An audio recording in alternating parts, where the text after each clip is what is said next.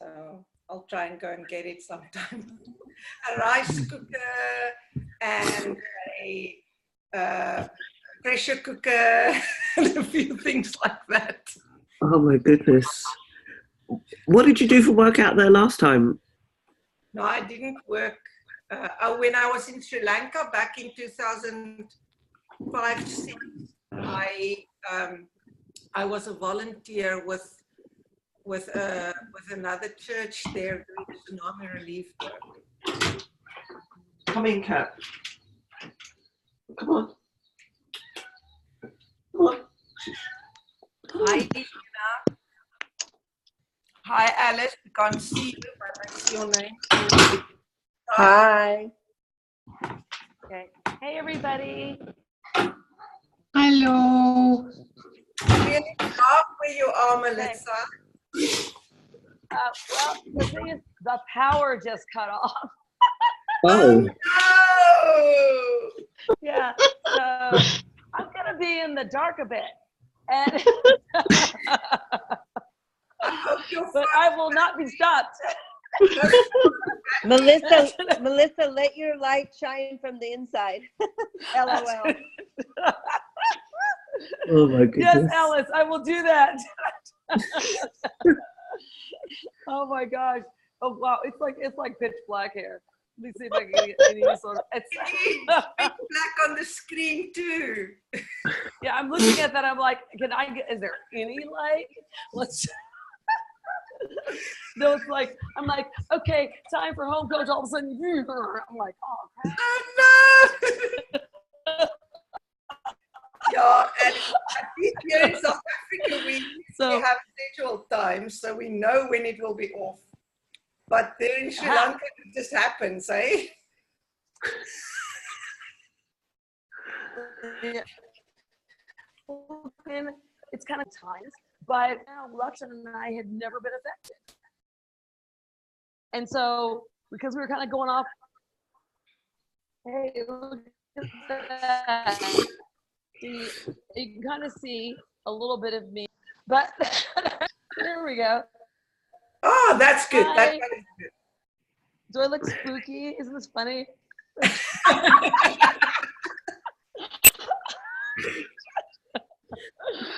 Okay. Oh my God. Yeah, right. Yeah, I'll do my best here. So when it's time for me to talk, I'll put my face in. So, You're too cute, Melissa. We just command that power to come on real soon in Jesus' name. yes, I agree. It will. I'm sure that it will come on soon. It's like, yeah, it's one of those things. So yeah, but it's one of those things like keep on keeping on, man. So let's see here. Find a spot. Yeah. All right. Yeah, I don't know if that happens over there, but like over here, like when the lights go off, out comes the mosquitoes.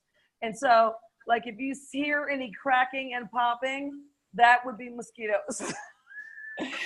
Yes, I remember when they come out, when our power was off here for like a couple of hours at night time, I would sit here, the only noise I would hear is the buzzing of mosquitoes. Yeah. It would go zzz, zzz, and it would drive me absolutely crazy. No, here you're not going to hear any buzzing. You're going to hear snapping because I'm going to have my electric racket because it's on.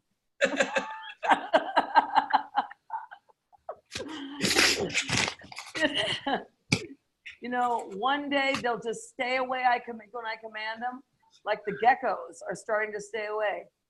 Come on. Yeah.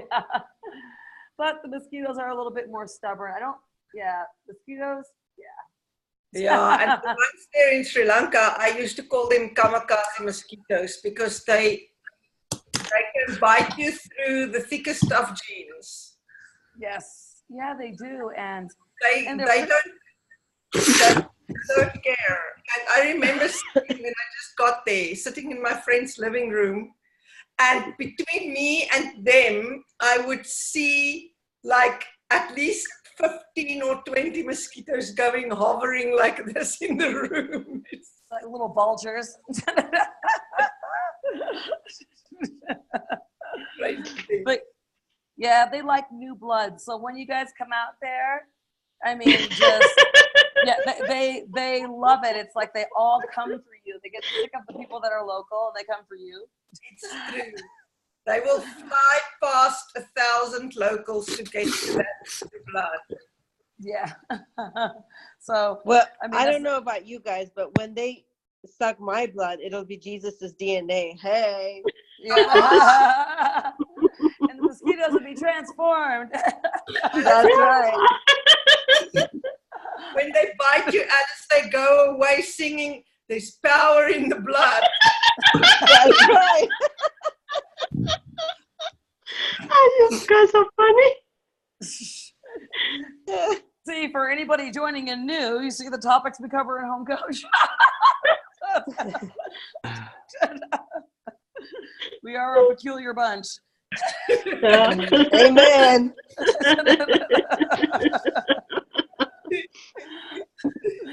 So, all right. So I want to hear how everybody is, how everybody's week has been. I mean, it's been quite busy on our chat. So lots of cool stuff happening.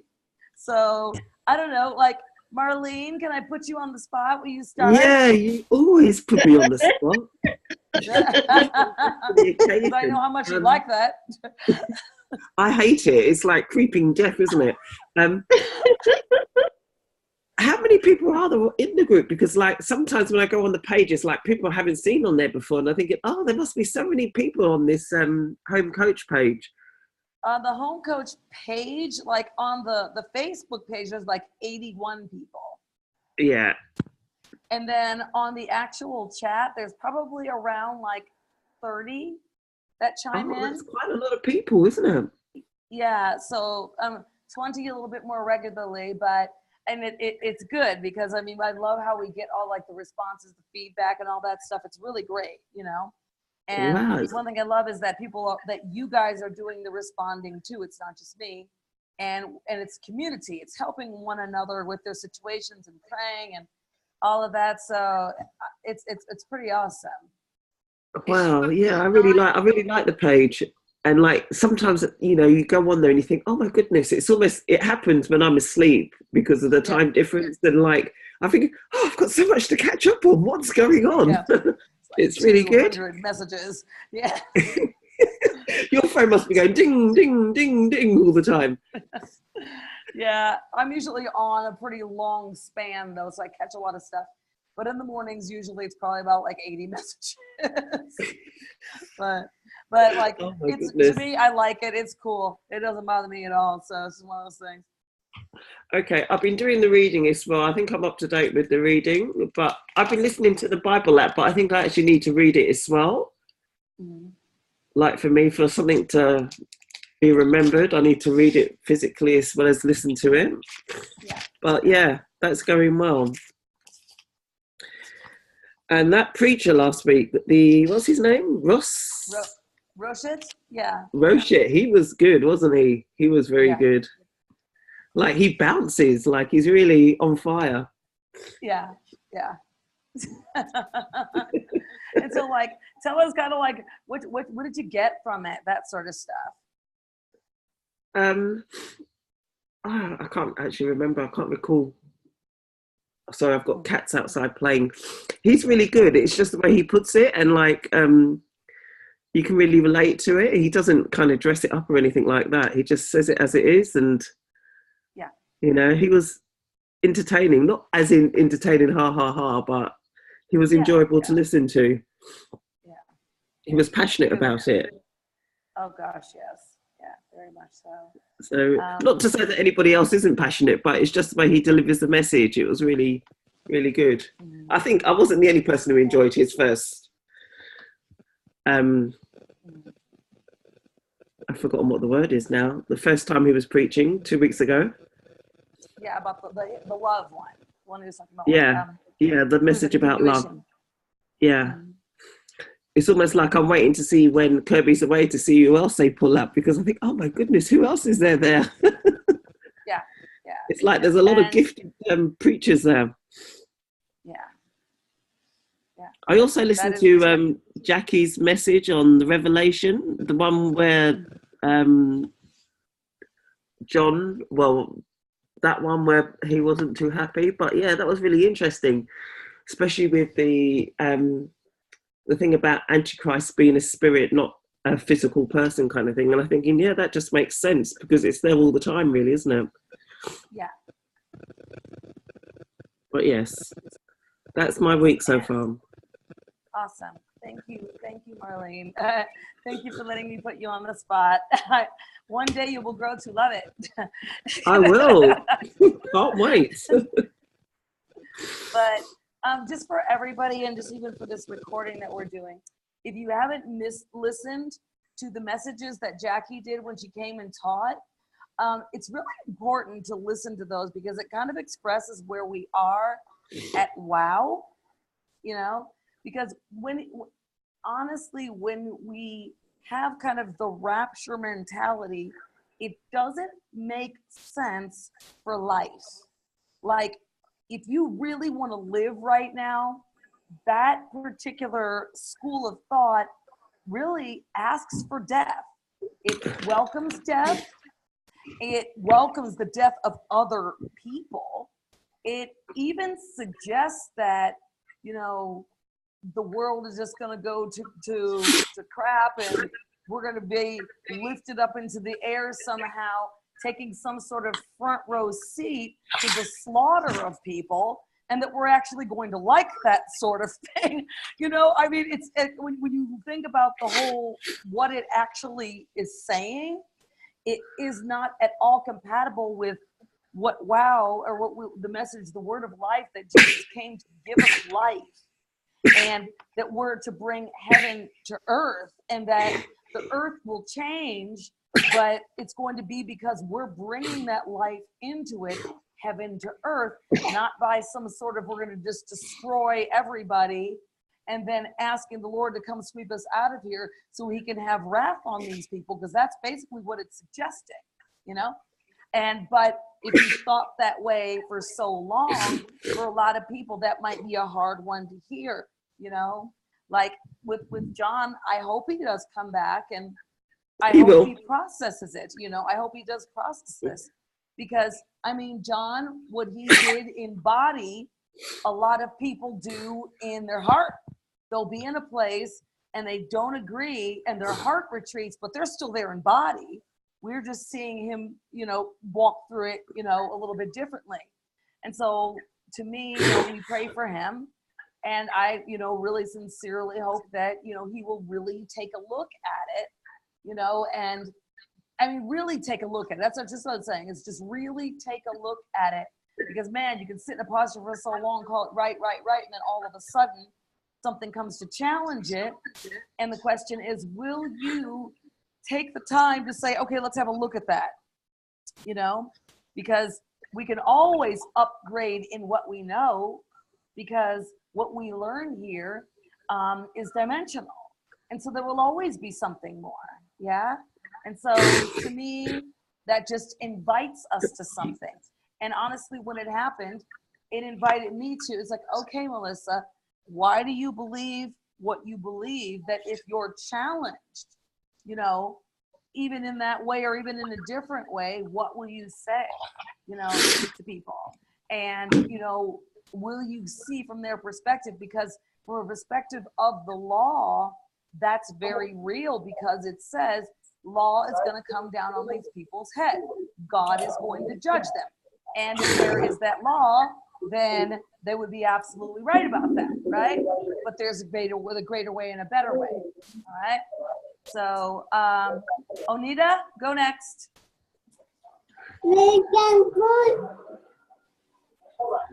Okay.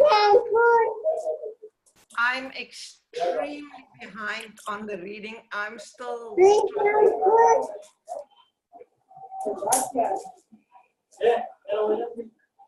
Wait a second. Sorry. I'm still struggling to finish Romans. So yeah, reading wise, I'm fast. Then let me see, Sunday, I got interrupted, unfortunately, with a friend that came to see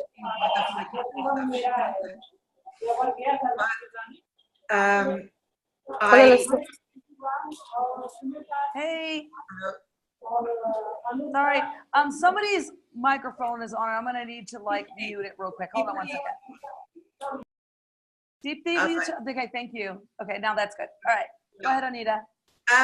So Sunday was just kind of like an extended worship time. Mm-hmm. And I was not really very present in it while it happened in the live because I was, a friend came to see. I said to her, come and rummage through my kitchen cupboards and see what you want. Yeah. And so, but I went while it was still on Facebook. I actually downloaded it from Facebook onto my laptop because I just had a feeling that I would want to have it again. And so I had it on Monday or Tuesday, Monday and Tuesday, maybe even. It was just, I danced and I soaked, and it really just gave me new energy for going forward and to really connect in worship. And the things that they taught in between those little bits and pieces was phenomenal. It was really good. And if any of you, they didn't put it on YouTube, but I have it downloaded. So for us Inner Circle, I'm willing to put it on an unlisted thing or something where public can't see it. But if any of you want it, then Tuesday, I think I'm still, because again, Tuesday was again like I had to go to my home church, so I couldn't see it. So I watched it this morning or yesterday morning, but I can't remember. Oh, there was one thing that he was talking about, like when he mentioned about like where Jesus said, like, if you love your brother more than me, if you love this one, that one, whatever, whoever more than me, then you are not worthy of me, something like that. I'm paraphrasing. And how he explained it, like the body, loving him is like loving my church family, is the body of Christ. And that is like, so I cannot put myself or my work or this or that before my church family, because then I am basically doing what that scripture said. And it doesn't mean that I can't love my natural family, but they must kind of come after because they're in the natural. And I need to love my spiritual family first. So that was kind of just a switch. And he also talked about how when he went back into swimming, and it was so great, and then it started becoming like difficult, and then he stopped, I think he said last year, but the other day he went for like a swim and a run, and it was so easy, and how the Lord showed him, like, but at a stage it had become about him again and not about all the glory to God. And that's when it actually became difficult.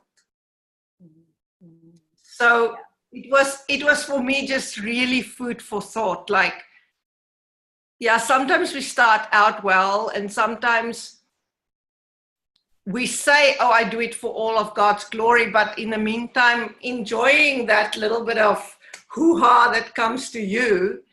And then is it really still only for the glory of God, you know? And then to just a good reminder to kind of check your heart regularly.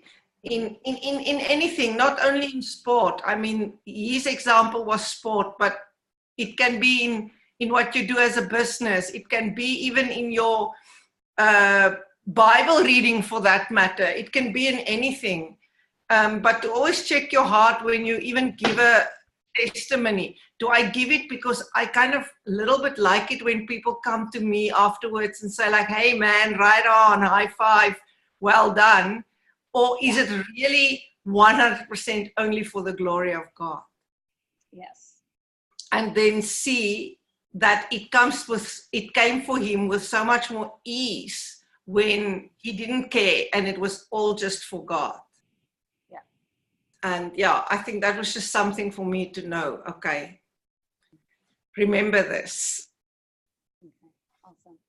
I think that's yeah, and I would agree with you too on that, because it just shows how quickly that switch can happen. yeah. You know, it's very serpentine. It just speaks sin, hence the destroyer. The serpent is very serpentine, and I guess the one thing to remember with it is to know that it absolutely can happen, probably has happened, but not to get condemned when it does happen. Yes. You know, but just to realign yourself. You know, like I put that song on our chat, you know, before we started, that Victoria Oren song, where it's basically like, set my life in order, align, that kind of thing. And she's calling out for it to be the greatest prayer that you can have, because if you're not aligned, you don't know what you're looking for, you know? Yeah. All right, Sylvia, your turn.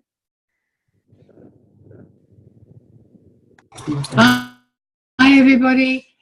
Okay, yeah, you know, I must just say I went to bed last night and had the Bible on, so I was listening in my sleep, and I woke up in 1 Corinthians 15, and this is what I heard: life and immortality, and perishable will put on imperishable. And I thought that was great. I mean, I woke up out of a deep sleep, and this is the scripture that I'm waking up to. But in any case, you know, when I got to 1 Corinthians 7, and, you know, I started reading about getting married, not getting married, you know, Paul's advice to this and that. And I thought, Rose actually teached on this 2 weeks ago. And what I realize is I take a revelation, and sometimes I get so busy and I'm busy on a different track, I don't go and sit and make it my own. And I went straight into, what am I doing wrong? What am I doing wrong? Straight into that. And then I thought, no, I can't go there. So I put it one side, went on, started reading backwards and things like that. And what I got from it is that when a revelation comes to me, it's up to me if I'm going to take it, or am I going to, you know, let me rephrase that. You can get a revelation and store it in knowledge, or you can store it deep in the subconscious, I think you call it. So you can store it in the subconscious. And I realize a lot of the things that I have, I'm in between that too, because sometimes really, and I know the Holy Spirit can bring anything out, but I've got a lot of things in the knowledge part, and that's why often I struggle in the morning with my thoughts. On all the teachings, I must admit, since I left Spirit Word Stilfontein, I haven't really been worshiping. And I got to a stage that even with WOW, I will make sure I go on when the word is coming. And you know, you question yourself there. But it was Sunday. It broke it completely for me. I tuned in when you said, and I went through that of worship like I haven't done in many, many years. So I'm grateful for that. And the word on love is awesome. You know, one of the things that threw me a little bit on Sunday was because my mind was a little bit around, and all I heard him say something about the demons, and I thought, that is a path I don't want to know anything about them and whatever, because I've been in that deliverance portion of my life. But then I heard that, and then later on it came out how he explained that we are filled with the Holy Spirit, and especially that scripture that said, you cast the one out, you clean the house out, and 7 comes back. I cannot tell you guys how often that has freaked me out. Because now I think, okay, this one is out, now 7 are going to come back, especially with smoking. I think 7 more devils are going to come and smoke now. So that was very scary to me, but also freeing on Sunday. I'm just waiting for it to go back on YouTube, because it's something I really want to listen to again and make it my own. Yes. Thank you. That's all I have. Okay, thank you, Sylvia. Okay, Helena, your turn.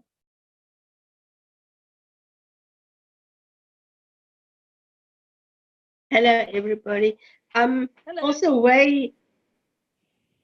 I'm also way behind the reading. Actually, I'm still in Romans.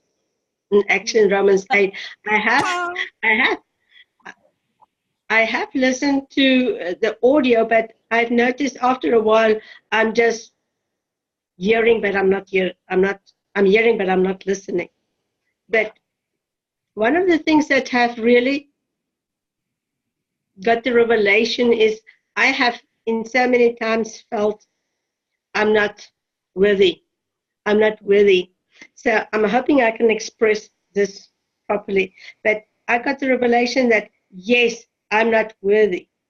But he came anyway to me and he washed me. I was right there in the dirt and he came by his own choice and he lifted me up and loved me just as I am.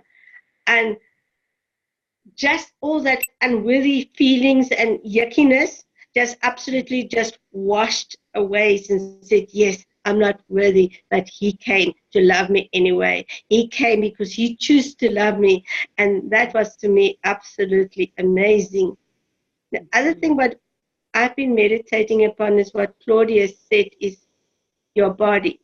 And listen to your body, because I still have the sniffles. And she said, when the things come, what is your reaction of your body? So I've been meditating in situations when they come up.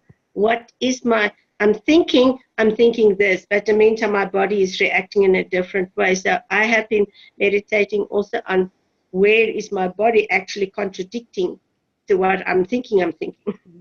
Yeah. That's my 2 cents. Sure.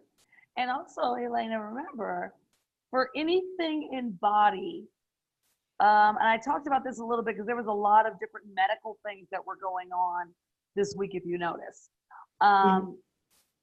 Remember, everything is made by the word. Yes. And so if, for example, if your body is calling for like a cough medicine, take it. Why not? It was made by the word. Don't put your trust in the cough medicine. But if you give thanks to the Lord for what his word has given you at that time to help you, then that cough syrup or whatever it is supercharges and does more for you, because you're not trying to extract life from it. You're extracting the life from him, and that's the vehicle. You know, like the spitting in the mud to heal eyes, you know, those kinds of things. And so it frees you to not think it has to be done one way, you know, like, you see what I'm saying? And so that way, you know, you don't ever have to be sick. You know, there's a time where we're just going to be so healthy in body that no disease touches us. But for the time being, there is stuff that has been given to us by the word that we can use. And even if we had all healing at our disposal, you know, there may just be the time where he says, go to the doctor, because maybe the doctor needs to see something. You know, you just never know, right? Yeah. Okay, thank you, Helena. All right, Smriti.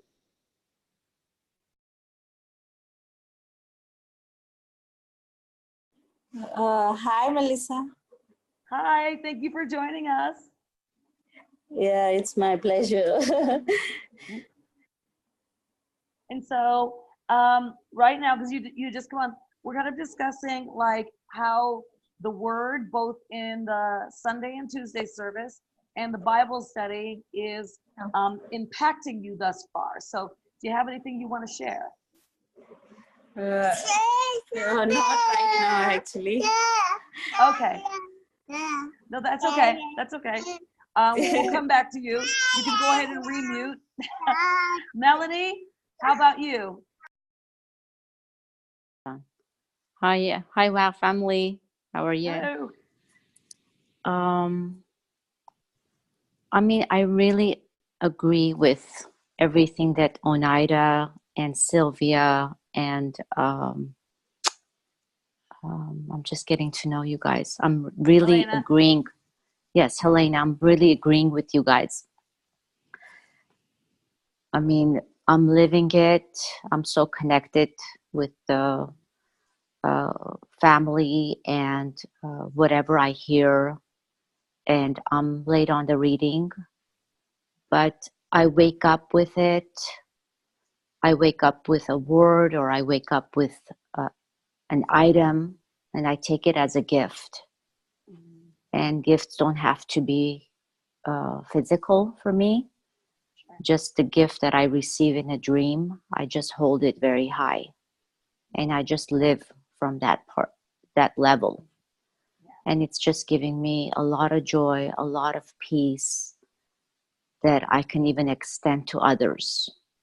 So I'm great. I'm just so thankful. Looking forward to the 5-day program. And we just started dancing yesterday. We're learning some Armenian dancing. So it's good. Yeah. Awesome. Thank you, Yeah. Melanie. Thank you. Okay. Let's see. Deepti.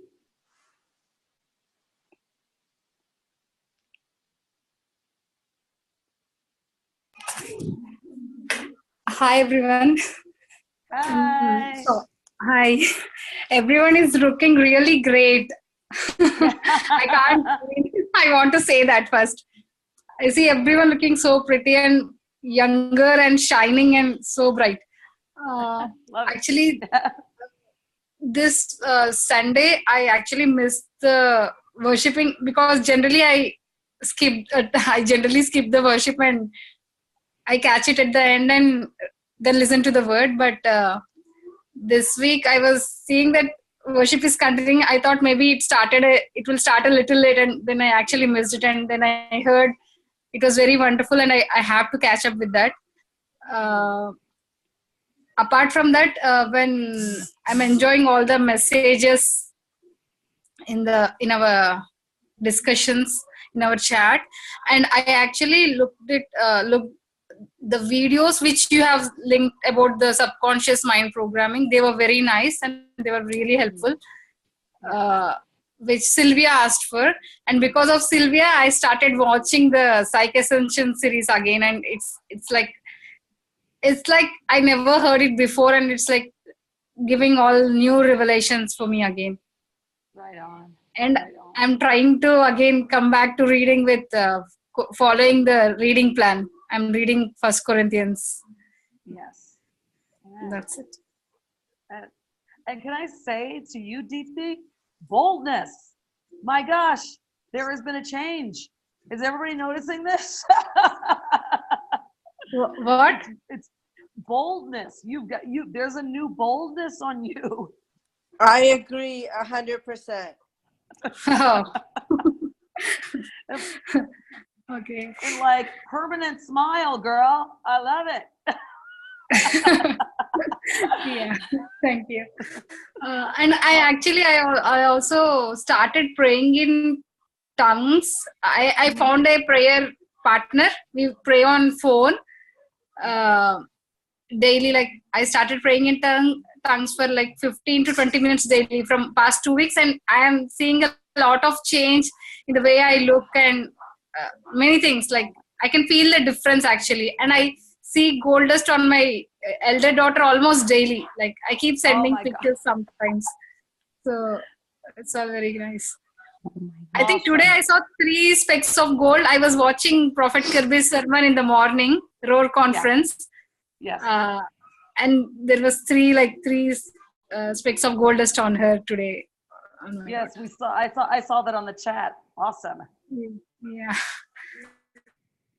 Very good. Thank you, Dipti. Okay, Alice. Thank you.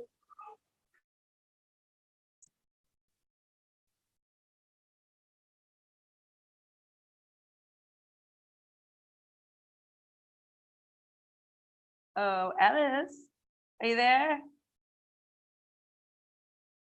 She's muted. Oh, I was muted. Sorry. I was talking this whole time. Oh, whoops. Hope was good. So was there somebody else that was supposed to go and I interrupted? No. We wanted you to go. Okay. All right. So there's this lady, her name is Sandra. She's part of our group. And one of the things, comments I've heard her say, and I've come into agreement with it, unfortunately, but she said, oh, I don't see like that. Or you guys are so connected, and you know what I mean? And I'm like, oh, don't worry, I don't see like that either. But I was listening to 1 Corinthians, and boom, I got hit with this. Hang on, let me find it. Okay. Therefore, you do not lack any spiritual gift as you eagerly wait for our Lord Jesus Christ to be revealed. I was like, oh, I'm not coming into agreement with that anymore. It's like we need to make that our reality in our meditation, that every spiritual gift is already in us and we can operate in it. We just step into it by faith, right? So anyway, that, and the other thing that really spoke to me that this week, and I mean, I received so much from Roshit and all of that, but the word that impacted me came from one of our own members, Carmen. And her stance in faith and that blood test, it just spoke to me so loud and clear. So Carmen, if you're on here, thank you for being bold and sharing. You just never know how the things you share are going to hit people, you know? Yeah. So I'm just grateful for the body, and I'm getting more revelation on the body and understanding the connection we have, and just even reading Corinthians. I'm only in, I think I've gotten to chapter 3, but I'm just savoring it because this book is really speaking to me. Yeah. So anyway, I'm sure there's other things if I really sit and think will come up, but just top of my head, that's the stuff that is coming up that I wanted to share. And also the Lord's been speaking to me since last night from Colossians 3. It's been rocking my world, you guys. Yeah. Just please revisit that in the Passion Translation. Colossians 3, the first maybe, I guess 5 verses or so. I don't remember how far I got, but not much. Anyway, that's all from my end. Love you guys. Love you. Thank you, Alice. And I just want to say, like, when people, and if you guys can remember this, because maybe this is a little bit you too, when we say stuff like, well, that's not my gift, and I don't operate like that, you got to remember where that came from. And it was many times because we thought, okay, those kinds of things are for these special people. And in order to kind of console myself, I'll say stuff like that. Well, that's great for you, but I operate in this. And so we go and we stamp our identity, if you will, in this thing or this gift, so that we don't have to feel bad about somebody else's gift. Now, we never in the first place should have felt bad about somebody else's gift, but you know how it is under the law. You get pit against one another, so, and mostly unintentionally, but then we live in this place where we're just trying to make a way and trying to make sense of the why some people seem so privileged and why I'm not kind of thing, you know? And a lot of us suffered with that sort of thing a lot. But that's where, Alice, you're right, come out of agreement with that, because that's an old wineskin. That's the old guard. That's how you thought you had to do to make everything better for you so you can move along in life. So you can feel a little better about your walk, a little bit better about God, you know, that kind of thing. Yeah. But you know what else I noticed, Melissa, is part of me said it to make her feel good so that she wasn't alone. And that's not right. That's not the truth. And that's enabling her to stay where she's at. You know what I mean? Yeah. Yeah. So anyway. Yes. And then with that, Alice, because that in that moment you can tell her something, but it's always up for her to receive. So always try to plant a seed. But when someone makes that statement, I think we all know there's a lot of stuff underneath that statement, you know?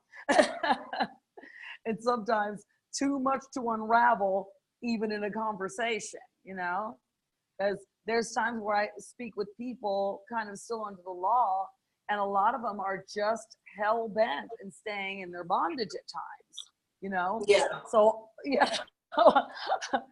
So at times, all you could do is just kind of drop that little seed there, you know, and then do the best you can with them, you know? So, yeah, but I mean, I'm sure you'll get an opportunity again and all that, so. Oh, yeah. No, she's very open. I'm not worried about that. It's just, but it's a good principle to be aware of. Like, not everyone's ready to hear it. You don't need to worry about bombarding them, but you just sow seeds. That's it. So I think I found a comfortable place to talk to you guys. So I'm like standing up. You guys can see my face a little. So maybe the power back will come back on. Maybe it won't. Who knows? But again, it won't stop me. I'll just keep on keeping on. So all good. All right. So gosh, for me, ever since that. The word that's come, everything that's come, I don't know, I just can't say enough about it. But right now, I am just going through such an awakening, you know, just such an awakening to a greater and deeper level of love in Him. And I hope that I don't sound at all cliche, but just after this series, it's just been amazing for me and what's opened up. And just to kind of tell you a little bit more about what's going on with me, and because this will go into kind of the word that I'm giving, is, you know, kind of what Sylvia was saying. We want to make sure that we know that when we get a word, whether that be a prophetic word through somebody giving it to us, or we read the word or whatever, that we want to know, really understand that there's depth and there's some place to go with it. Yeah. And one of the things I discovered is I had really been taking words that I got and I began to put my trust in the words rather than the word giver. And so that really is going to be kind of the topic of what I'm speaking of, because it's kind of what's been unfolding for me. Now, you guys probably saw, well, most of you probably saw the Facebook Live post that I put up and the place where I was when I did put it up. So I was going through kind of a transition, but at that point, a victory had come to me. All right? And can I tell you that that was a product of something that happened 2 months ago? Okay. Me and Lakshan went to Kirby and Fiona like we do every few months, just to kind of check in with them, talk with them about, you know, how we're doing as coaches, our marriage, all those different things, right? And so we checked in with them, and one of the things I was having trouble with, a little bit of trouble with my business. And Fiona said this to me. She goes, Melissa, it appears that, you know, she goes, what I'm hearing is you're going out and looking for what you can get. And it's a very simple statement, but when she said it, I'm like, you know what, Fiona? You're right. Because what it reminded me of is growing up, because we didn't have a lot and we were always kind of living in a crisis mode, that I was always in tune to, okay, how can I get this? How can I get that? How can I get this for school? How can I get this? You know, that sort of thing. I was living in that place of, okay, how do we get? Right? And I just realized at that point that that was something that I had been doing there. Yeah, doing here with my business. It's like that mode of operation was still there. Now, she spoke that to me. It was a word. And so I took that word. But the word didn't unfold completely in that moment. Do you know what I'm talking about? Yeah? So it didn't unfold there. And so I'm going on, and then cut to that YouTube video. Not the YouTube video, the Facebook video that I did for you guys, because that day I realized I had been basically running after the things. Something in me thought that God wasn't really going to come through me, so I had to be my own blesser. And I'm putting it a little bit differently than I put it on the video, but I've got even more revelation on it, if you will. I thought that I had to make my own blessing. Maybe because I don't know, in my heart, I thought God wasn't going to come through, so I had to make it happen. But basically, there it was. That's what I was going around doing. And then when things weren't working out, I was getting a little bit angry and bitter on the inside. And then I would do things. I would end up taking it out on Lakshan. You know, it would start manifesting in the form of, oh gosh, if he would just only help me around the house. Oh, if he would only just do this thing, it would be better. Because I was trying to extract my blessing, my joy, the way to feel good externally, because I didn't think that God was doing it or was going to do it. Yeah? And so, again, don't ask me where I came to that, but that's just where I was. And then today, actually, no, yesterday, I went to one of my clients, and I've got to tell you guys, I got mad at this client, and I let her have it, you know.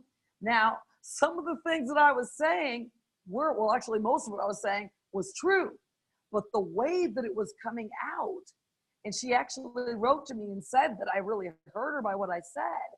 And I remember sitting with that, I'm like, where did that come from? Yeah. And so it just was nagging at me. And then I'm sitting down in the morning after it happened, and I'm thinking about it. And here's what's happening.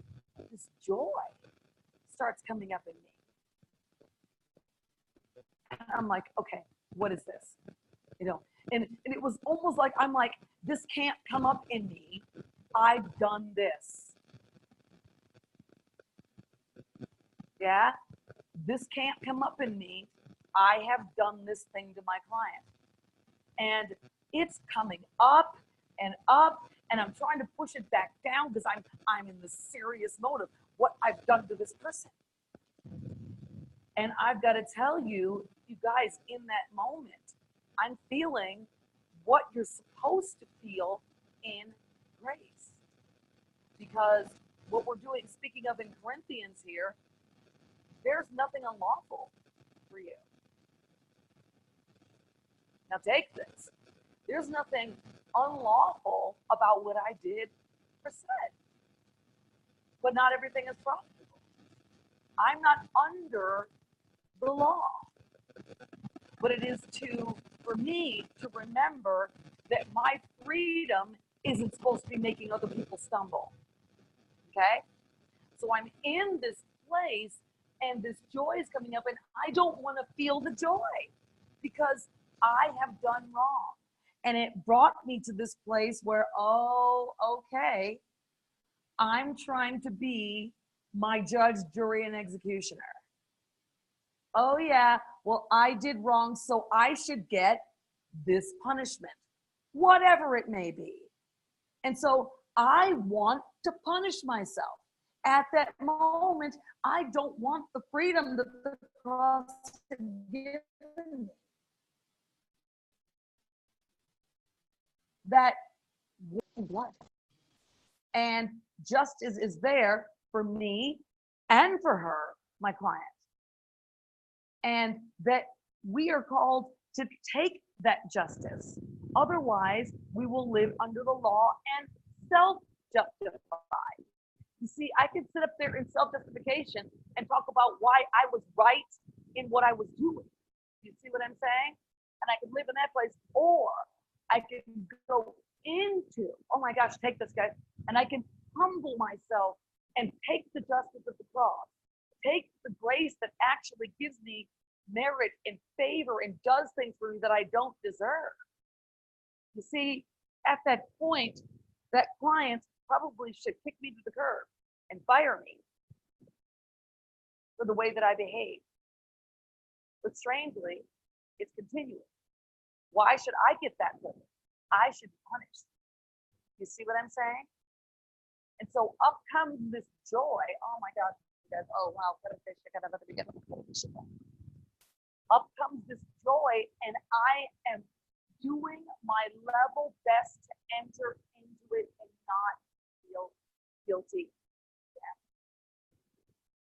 And so finally, I let myself enter into it, because I'm going to tell you guys, if I stayed in that posture of offense in all that place that I was and wanting to punish myself, guess what would have happened to me all day long?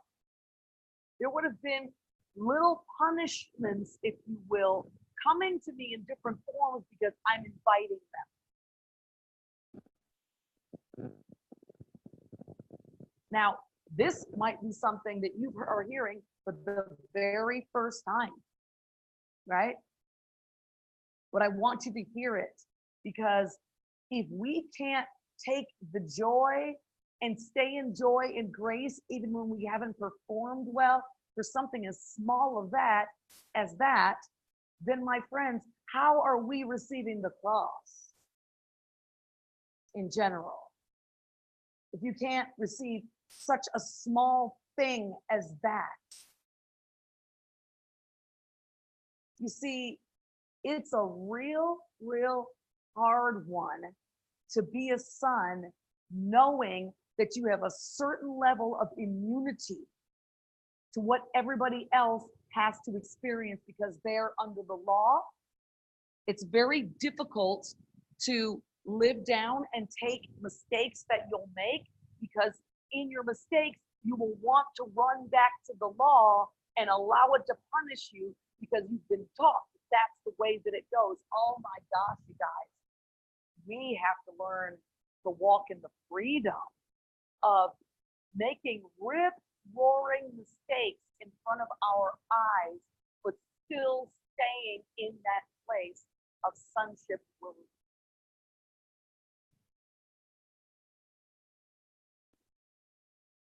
Now, in that situation, I absolutely humbled myself and spoke back to her and just told her where I stood. So now, even in doing that, I can try to take my punishment from her. Right? But I was like, no, I was out of line with how I talked with you. I shouldn't have said those things, but here's what needs to happen if we're going to continue to work together. See what I'm saying? So I'm not going to push away the truth of what's going on. These things absolutely do need to be called to her attention, because she's in a really bad cycle that's not going to serve her. Yeah. And if I just let it go because I feel guilty about what I said, then I am now being an active participant and facilitator of the cycle.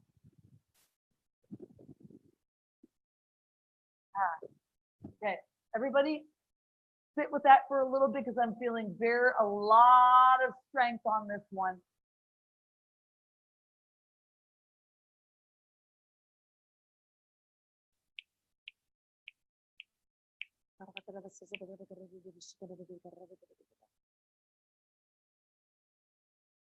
And then, oh God, thank you, thank you, thank you, thank you, thank you, Lord. Thank you for freedom. Right now, everybody, I just want to pray that these things start opening up for you, that you start, that the condemnation, the self-imposed condemnation that's been on you over situations, that's going to come off you today. No more. No more. And you're going to learn to walk in that delicate balance of everything being lawful for you, law being completely fulfilled on your behalf, perfect justice being done for you as a son, and perfect protection for you, even when you don't perform well, because that's grace. But also the ability to rightly divide where you're being a presentation of him, but not cowering under law. Oh, thank you, Lord. Thank you, Jesus. And even in that place with her, another depth of what I put on the Facebook came. I was looking to my clients to bring me joy with the results that they got. And when they weren't getting them, and I was seeing the problem, it was making me angry. And that day, the anger and the offense and the judgment that I had against this woman came out in full force.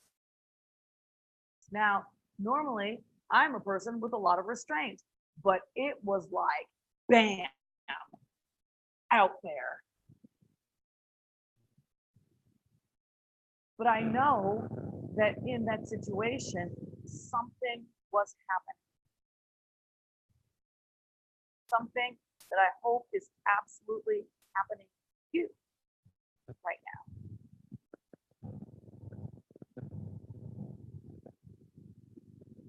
And so after this, more joy with him started to unfold for me, because I had never known how much I separate myself from him. See, he doesn't separate himself from us, but I try to separate myself from him because I think I need punishment.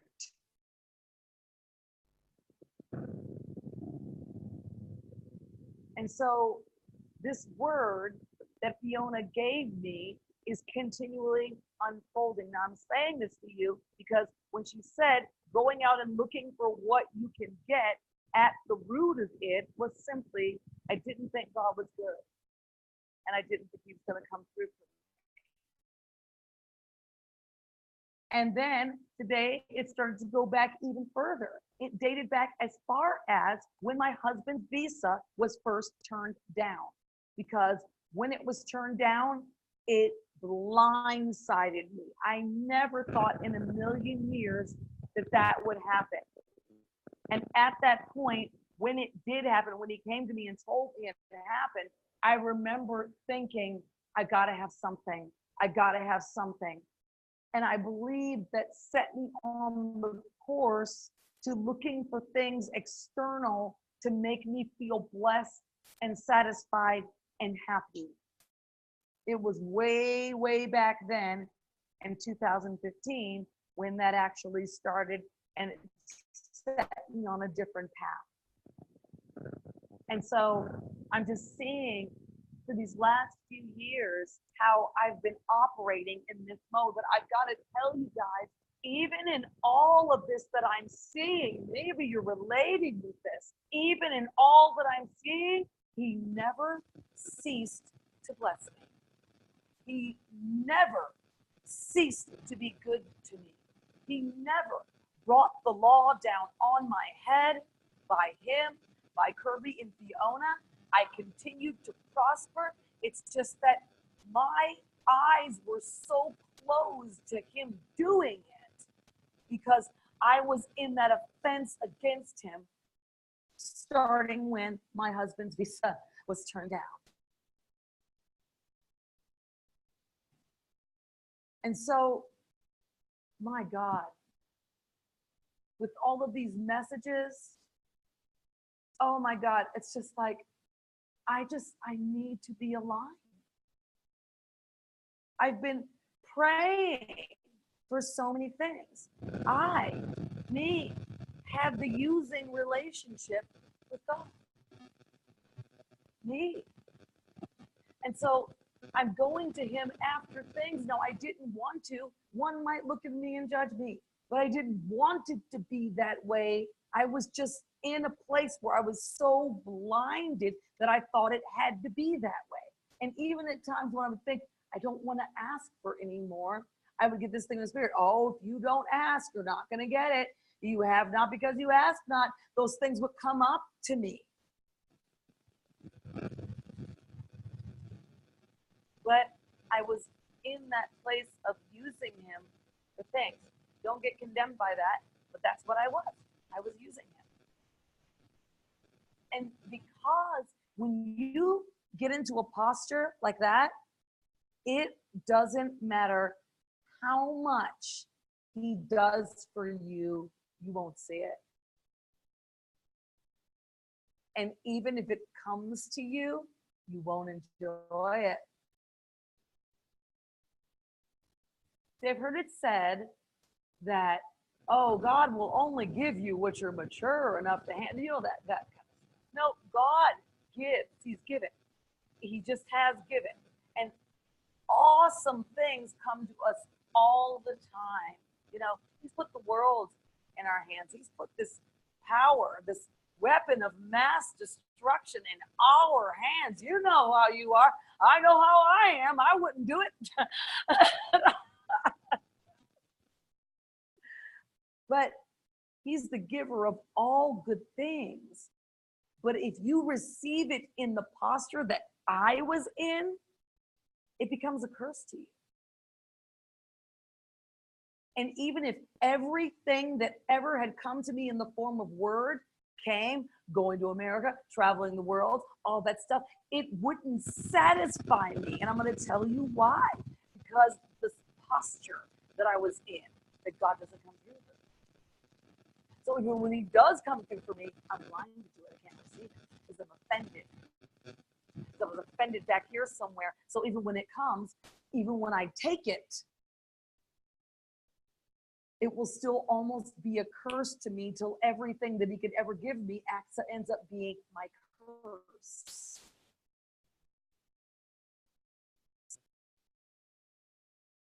The business that I had, he gave it to me, but it started to end up being my curse to where I was like, I don't want to go to my clients. I almost despised them.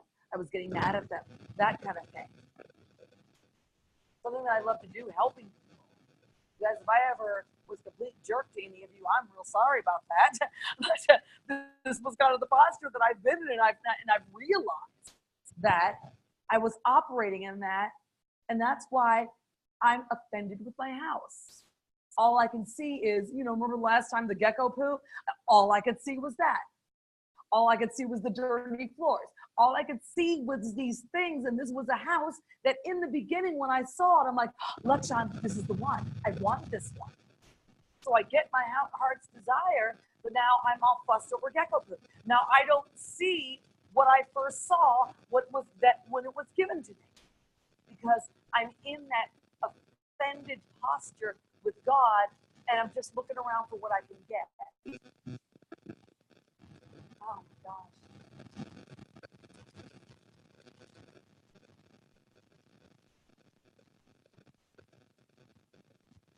And then,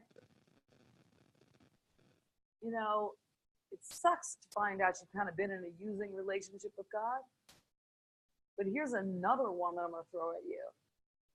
I had this thought that I couldn't hurt God's feelings.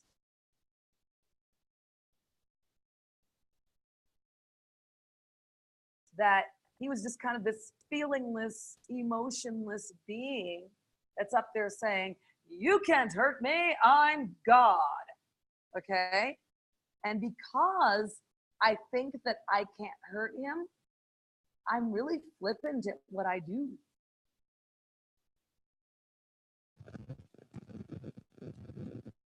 You see, there are times when I say things to Lakshan and I know the place that it comes from, and immediately I'm like, oh my God, what is wrong with you? Because I know my husband has feelings and he's wonderfully laid back and a cool guy, but he's sensitive and I'm hurting his feelings with some of the stupid things I could say. And so immediately my heart is just grieved. And I go to him and I want to make it right. But I didn't see God like that. I didn't see that me coming to him, only wanting something from him, could hurt his feelings. I mean, when I think about if somebody treated me in the way that I do him, I wouldn't want to be around that person. I would be like, oh my gosh, here they come again. What do they want? Yeah. But that's me as you know, as a man. That's how man thinks, right? But and God will never do that. He's chosen me. He chose me, and so he would never do that to me as I would do to other people. But man, I've been very, very selfish, and I have not been thinking about him at all because I've been so wrapped up in my stuff, what you promised me, and well, he's God, so it'll just roll off. But because I thought that, it gave me permission to be that. But then after the Sunday service, we were singing those songs like, I'm the rose, I'm the lily, you're ravished by the sight of me. Well, I mean, these were just things I must have just been reading, but didn't really tune into. That he is actually ravished by the sight of me, my face, my voice. And you can imagine if that face and voice, all it's doing is saying, give me, give me, give me, give me. And then gets mad when you don't get it. You know? Man. And so, gosh, I just didn't even know what to say about that. It became very, very real to me. And then I just came to this conclusion. God, no matter what you give me, even if you've given it to me, if I'm like this, I'll just suck it dry. There'll be no life in it, and I'll just be bitter. Here I am at bitterness's doorstep again. Why? Because my one cry really should have just been, I want to align with you. What's your pleasure? Now I'm going to say this to you. God is not fussed in having allowed me to take this journey, to get this at my heart. Because a lot of us say that, oh God, I just want to do what you want, your will, not mine. But it's out of this desperation, though. It's not the right heart. It's out of this place of fear of, I don't want to do it wrong, God, please tell me what it is. That's what that is. What I've come to now is, I've been to the mountain. You actually really have given me everything I've asked for, but it's empty because I've been seeking the word and not the word giver. I've been seeking the gift, not the gift giver. And even if it all comes to you, and it can come to you by faith, it can come to you. But if you're postured wrong in your heart, it'll be so empty and you'll never see it. He could split a Red Sea in front of you. You'll never appreciate it. And so I have come to this, God, I just don't want anything that is not aligned with you. And I mean it. I just don't want anything. And not because I need to desperately find my call. It's not any of those things. I just know the utility of getting things when my heart is not aligned. And so now it will be what you want. And so now, as I've made that bold statement, and as my heart really does, oh gosh, you guys, it really does agree with this. Now, all of a sudden, all these things are happening. All these doors are opening. Money is coming. All of this stuff is now happening. And all I did was align in my heart.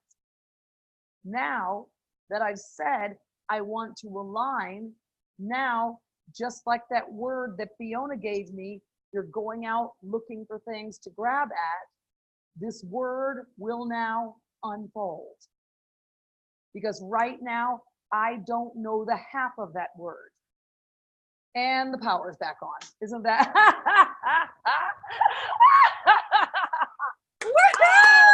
Oh my God. I love an illustrated sermon. That's awesome. Let there be light. Yay, Jesus. Oh man. Oh my God, you guys. Wow. Oh man. Okay, turning on the AC is harder than heck in here. Wait, Oh my he gosh. just put a stamp of approval on what you said. And I've just got to tell you guys, hello everyone. But like, this is so real for me now. And now I'm going out and there is this absolute joy that just comes up in me because it's not my joy. I'm not batting it down because of this, that, or the other. I mean, today I was in the coffee bean and I went into the bathroom and I just started dancing in the bathroom. I mean, it's like, I'm so full right now. Like when the power went off, I mean, the old me would have been, something in me would have been thinking that God somehow doesn't care. I mean, seriously. But now that shift has been made in me and I'm not going back to that other thing. All I know is with all of my heart, just align me. Yeah? One of the first things that happened when I asked for the alignment was this thing happened with my client because I didn't see that I was doing that to people. Yeah? And so alignments will come in all kinds of forms. But if that really is your heart's cry, oh my God, I'm just excited about what it's going to do for you and what it's going to do around you, how your atmosphere is going to change. Because I got to tell you guys, everything has changed around. And my God,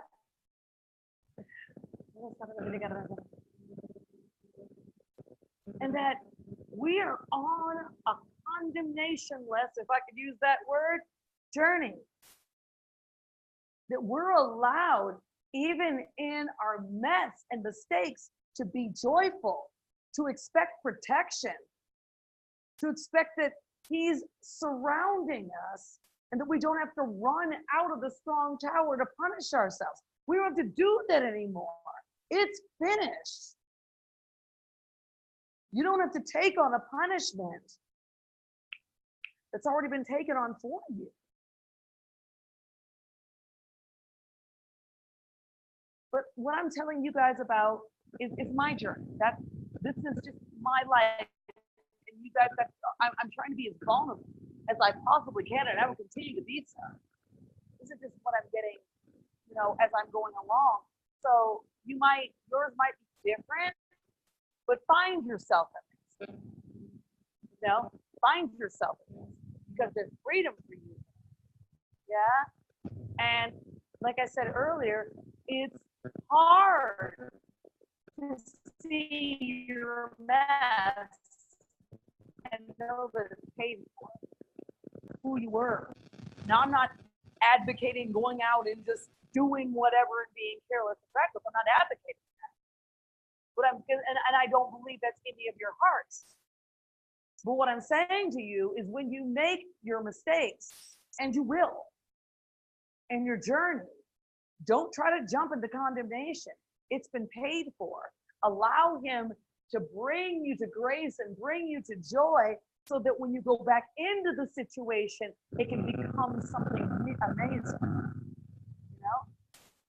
Tomorrow morning, I'm going to be going through this one. I haven't seen her since that happened. But I am so ready to be humble.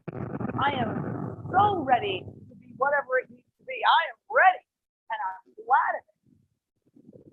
But at the same time, I'm still going to be true. Yeah? And so these are situations that you can now welcome in your life. You can stop holding yourself back and censoring yourself all the time because you're afraid you're going to make a mistake. Oh, yeah, we do that.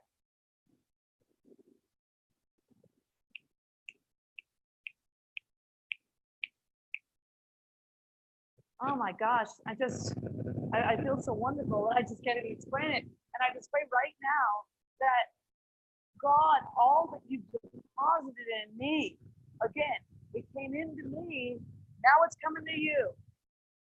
And all that you deposited in me and all that I'm giving, that this is an actual impartation for them, that they can take, they can run with it, and it'll go deeper and deeper and deeper, of loosening those bonds of wickedness that have been on their life, that have kept them from moving forward in fear, really, of making mistakes, things such as that. And that it's going to uproot and unearth the why. I know everybody has a why. Why do I act like this? Why do I behave this way? Kind of thing. Well, it's not that you have to navel gaze on the why. I don't have to. You don't have to either. I don't need to look at the depths of it. It's just there, and now I know something. I've been enlightened about, and then now I don't have to harp on it anymore. It's gone. I'm not that anymore. And it's really that simple, and can be that simple for you. Ah. Thank you.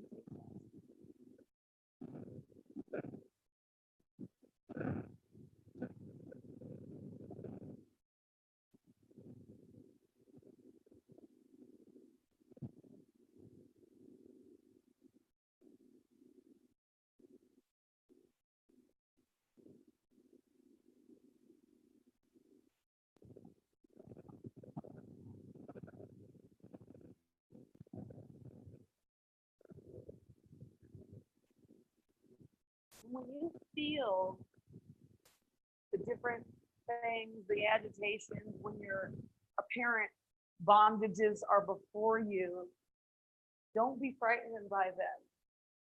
Don't be fussed by them. Just sit with them. So there's got to come a point that if you notice a flaw, if you will, that you could just be like, okay, God, I know you see this. Even though you're choosing not to see it, I know you know it's there. And so I'm saying that I don't want this anymore. And I know that you hear me. And then leave it. Even though it might be before you, you just know, I know you heard this. I know you heard my prayer. Because when Fiona told me that a couple of months ago, that was, yeah, you're right. And I don't want to do that. And I know I have no power in my behavior to make that change. So I'm just going to let you do it. Because otherwise you'll just paralyze yourself. Well, I can't move anywhere until this is fixed. No, that's not true. You keep moving. That's what grace is for. Grace moves you. Grace is a mover. It moves with you as you're transforming. It's the power of transformation, but it also is the power to keep you moving along in that transformation process. You don't stagnate. So please, no more sentencing yourself to stagnation, because it's wrong. We are all a work in progress. That is never going to, I mean, until we absolutely transfigure and perfect, that's just going to be a part of everything. But it's okay. It's okay. For someone outside of the kingdom, yeah, they'd better worry about it. That is the truth. They're going to have to worry about it because the law is coming for them. But for you, it doesn't have to be that unless you say so. I say that a lot, but it's the truth. It doesn't have to be that unless you say so. Yeah? And so I'm inviting you to say something different. Let the redeemed of the Lord say so.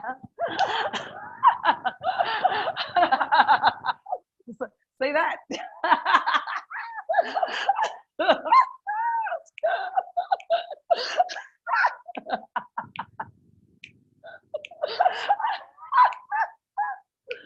Oh my God. I mean, there's so much I can tell you. I mean, because like I feel so filled up on the inside, and I so want that for you. And so I hope this is something that you'll listen to again. You know, because as you can see, this is a part of everything that we've been talking about. My God, after I did that Facebook Live thing, we went to do the service with Kirby, and he pulls out Isaiah 55. Oh my God, why do you waste your wages for things that don't satisfy? I'm like, yep. Yeah, why am I doing that? I mean, it was absolutely perfect. It was just kind of unfolding in my life. And I'm like, oh my God. And we were four that would have condemned me. I wasn't condemned. I'm like, oh man, I'm on the right track right now. This is something that the necessity needed to come back up. And God's not saying, oh, look at you for being that. No, it was for freedom. It was for freedom, you know?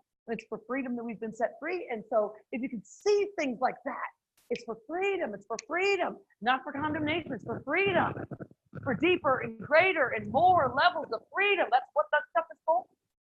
And then, oh my gosh, then what can't we do? We will never be afraid of going forward. We will never be afraid of taking on new challenges. We will never be afraid to face family members that might want to keep reminding us of who we are for work. We won't be afraid anymore because, I mean, we can't lose.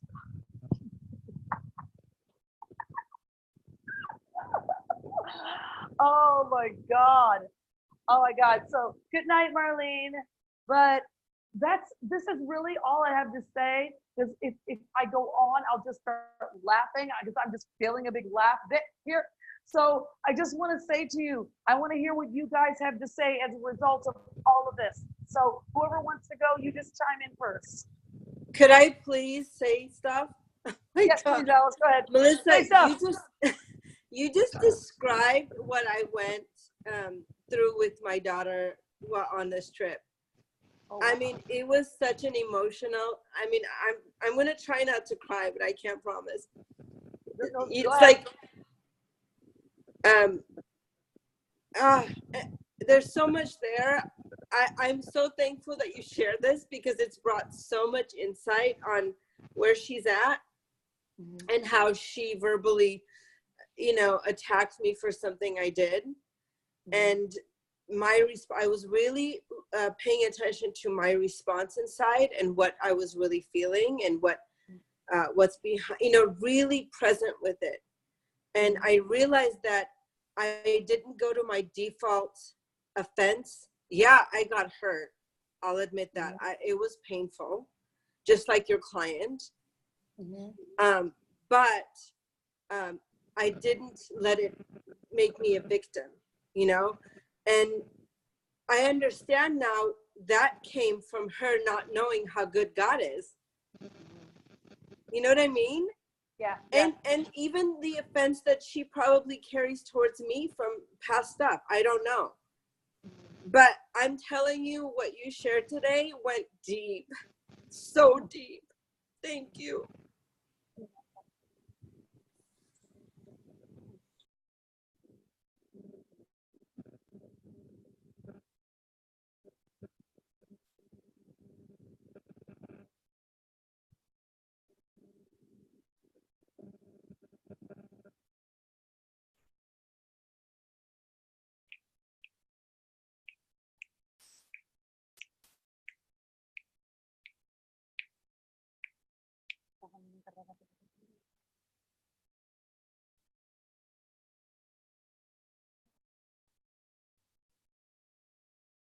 Thank you, Alice.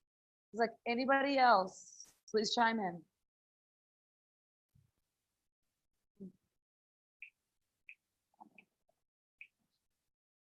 I Hi, didn't Melissa. hear. Oh, go ahead.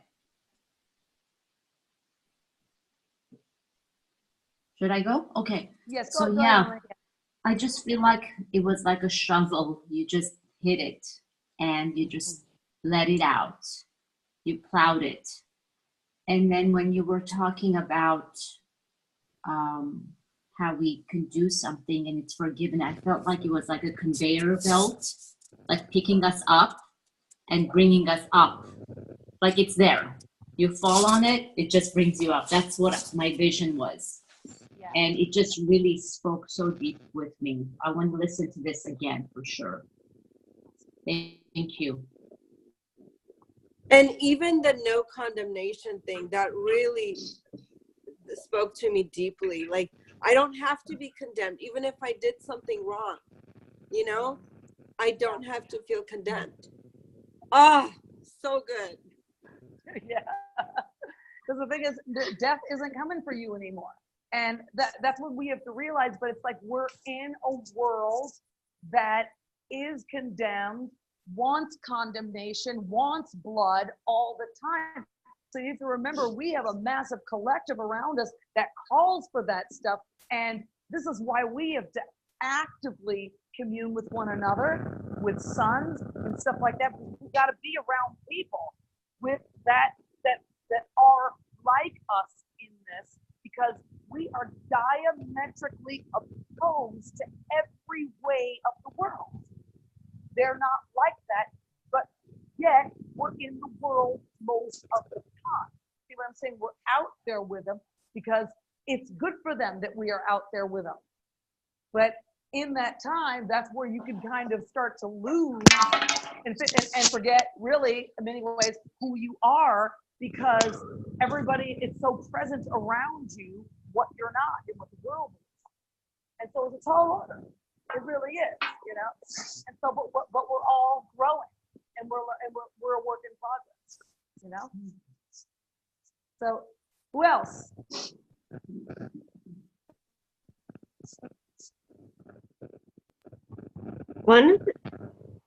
There was many parts that you said that the sound phased out, so I'm waiting for Enya to put it up so I can re-listen to it. But the self-condemnation, because I also realized I was actually punishing myself for being sick. For the first 3 days, I didn't even take communion. So afterwards, I was thinking, okay, why not? Because I actually felt like punishing myself for taking this. So how stupid you get. And that was exactly what I did. So last night, I can still hear the flu in me, but I don't feel fluish. All the symptoms is there, but I don't feel that heaviness anymore, because when I realized that, I said, no, I don't need to punish myself. Yes, I am fluish, but I choose life. I choose what was done for me on the cross. And that's it. And then also not appreciate the things that he gave, that he has given. I realized actually a while ago, there's a few things I realized, oh, I have this. Oh, I didn't know it.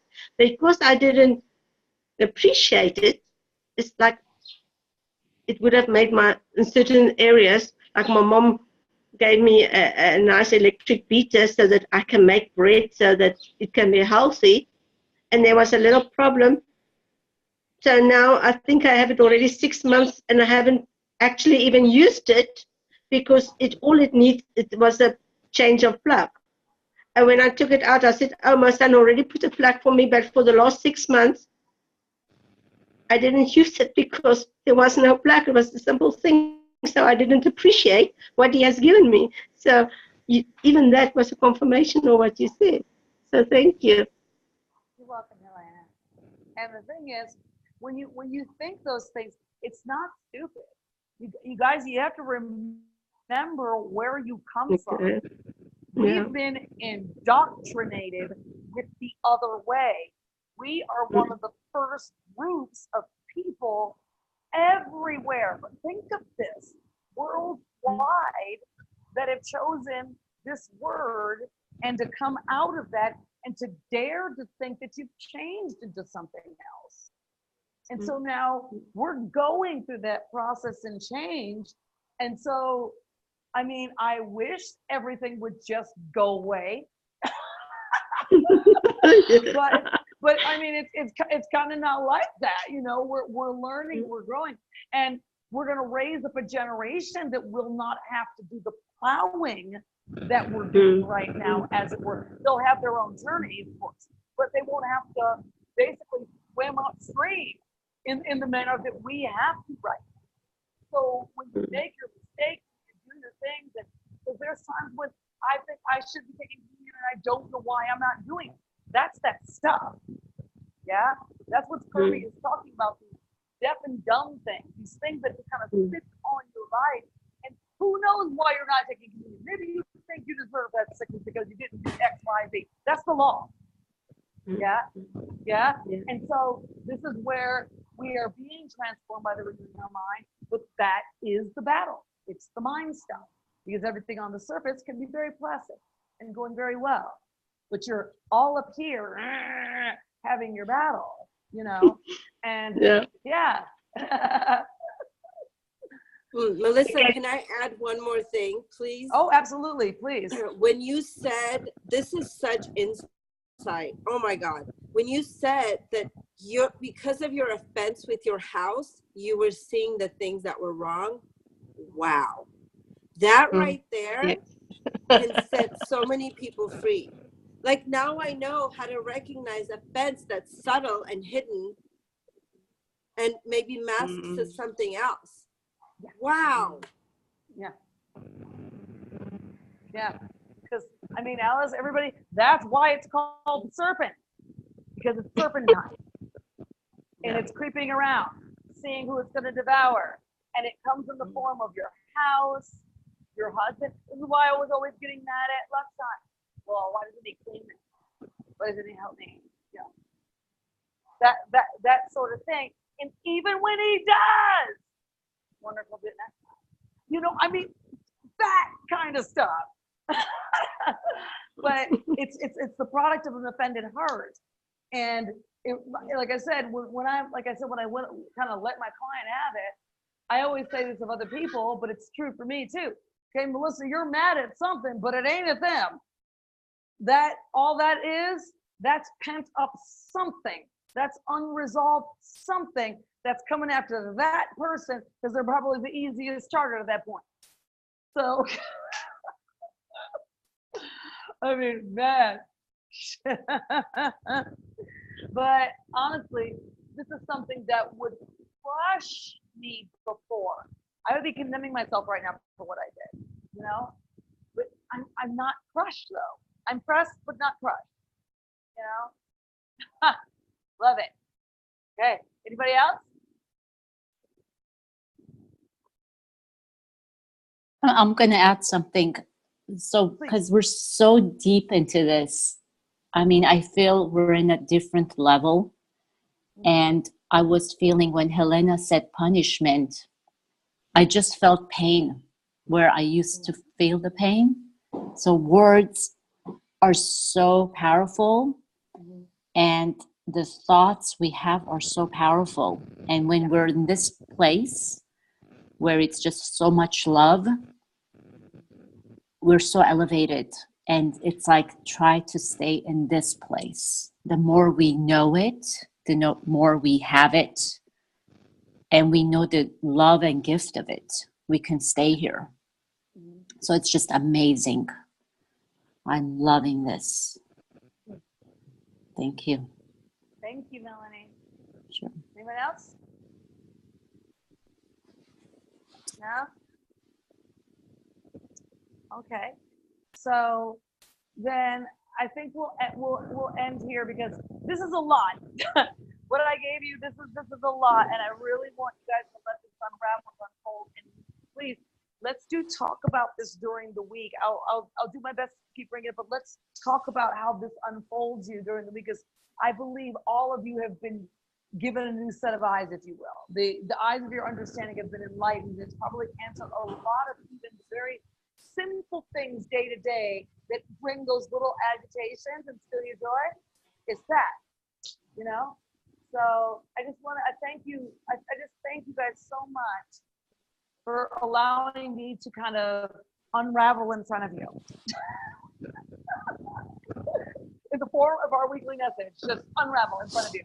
You know, I'm really thankful for you guys, for this culture, and even after this time of what I'm learning now, I truly am even more thankful for you, because you are a gift.